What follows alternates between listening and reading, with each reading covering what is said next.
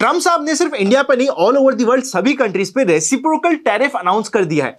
क्या है इसका impact on all the asset classes, चाहे वो इक्विटी हो चाहे वो क्रिप्टो हो, क्या इंपैक्ट होने वाला है, कितना इंपैक्ट होने वाला है इंडिया पे, हर एक पॉइंट को डिटेल में डिस्कस करेंगे आज के इस वीडियो में, एकदम सिंप्लीफाइड तरीके से डिस्कशन करेंगे। चलिए शुरू करते हैं। देखिए सबसे पहले ये रेसिप्रोकल टैरिफ अनाउंस हो गया है और कहा है ट्रम्प साहब ने कि मैं आपको दे रहा हूं डिस्काउंट। अब ये डिस्काउंट ना उन्होंने टॉन्ट मारते हुए दिया है। उन्होंने कहा है कि देखो भैया चाइना हम पे 67% अप्लाई करता है, हम ज्यादा नहीं 67% का 50% के आसपास 34% अप्लाई करने वाले हैं। इवन अगर आप इंडिया की बात करोगे 52% इंडिया अप्लाई करता है, पर हम ज्यादा नहीं 52% का 50% यानी कि 26% अप्लाई करने वाले हैं।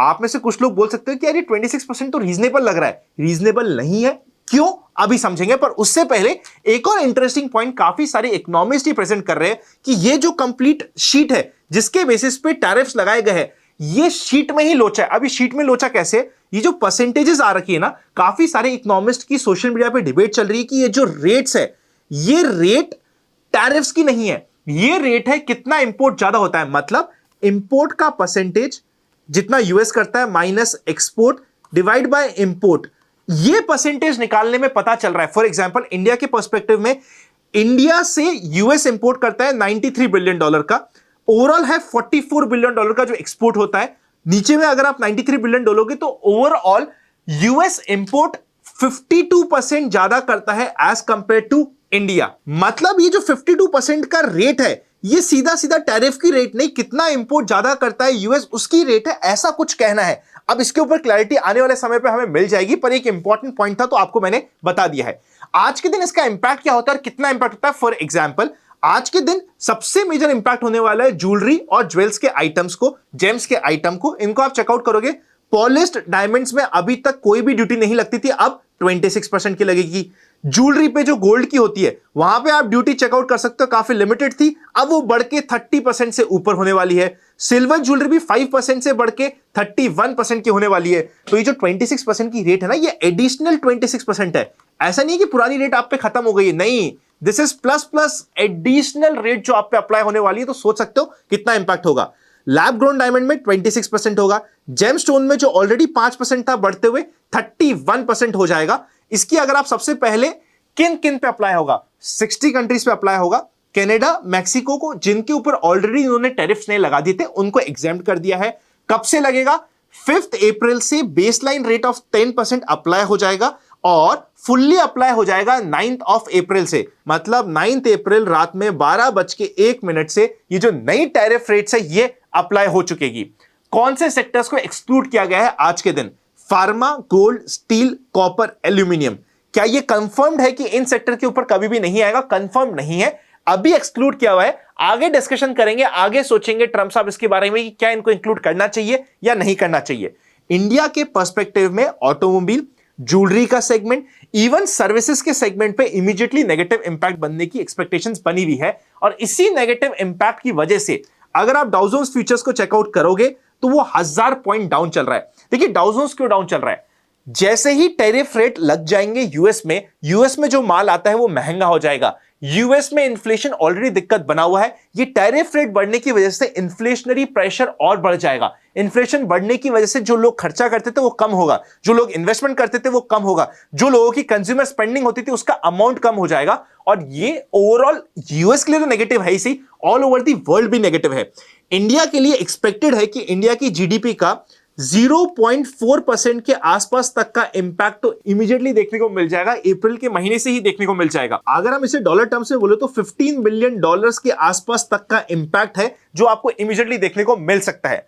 अब आपका क्वेश्चन आना चाहिए या दिमाग में आना चाहिए कि यार अगर ऐसा कुछ है तो अगर हम क्रिप्टो के चार्ट्स को देख रहे हैं जो सबसे वोलेटाइल एसेट होता है, वहां पे तो इतना कुछ हमें करेक्शन देखने को नहीं मिला। अगर हम इंडिया के मार्केट की चार्ट्स की बात करें, चाहे वो आपका इंडिया के मार्केट का निफ्टी हो, बैंक निफ्टी हो, आज के दिन वो गैप डाउन हुए थे पर वापस से बाउंस बैक कर गए हैं। ऐसा क्यों? देखिए क्योंकि ये जो चीज हुई है ना आज के दिन, इसका इंपैक्ट आपको स्लोली देखने को मिलेगा और सबसे पहले सारा का सारा वर्ल्ड वेट करेगा कि किस तरीके से यूएस मार्केट रिएक्ट करता है। यूएस मार्केट अगर नेगेटिव रिएक्ट करता है बहुत ज्यादा, देखो एक दिन का नेगेटिव समझ जाएगा, पर अगर वो नेगेटिव रिएक्शन कंटिन्यू होता है तो इवन आपको क्रिप्टो में भी काफी अपॉर्चुनिटीज मिलेगी। शॉर्ट करने की बात कर रहा हूं, इवन इंडियन मार्केट और वर्ल्ड मार्केट में भी करेक्शन स्टार्ट हो सकता है। तो सिर्फ आज के पॉजिटिव फ्लोस को देखते हुए आप ये मत समझिएगा कि सारा काम हो चुका है। बाय द वे, मैं इससे पहले आगे जाऊं, आपके लिए दो इंपॉर्टेंट इंफॉर्मेशन है। अगर आपने अभी तक हमारा open for all free Telegram channel join नहीं किया तो लिंक डिस्क्रिप्शन में, फ्रॉड चैनल से बच के रहेगा, ओरिजिनल चैनल को ज्वाइन कर लीजिए।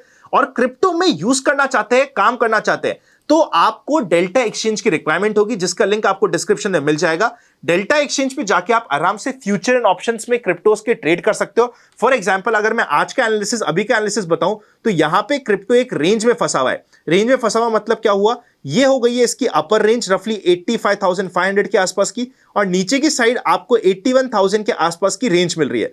जब तक ये रेंज में है तब तक आपको दोनों साइड का ऑप्शन प्रीमियम ईटिंग का काम हो सकता है। जैसे ही किसी भी साइड की रेंज को ब्रेक करता है, एक डायरेक्शनल मूव के लिए हमारी ट्रेड बन जाती है, जिसको हम स्टडी कर सकते हैं।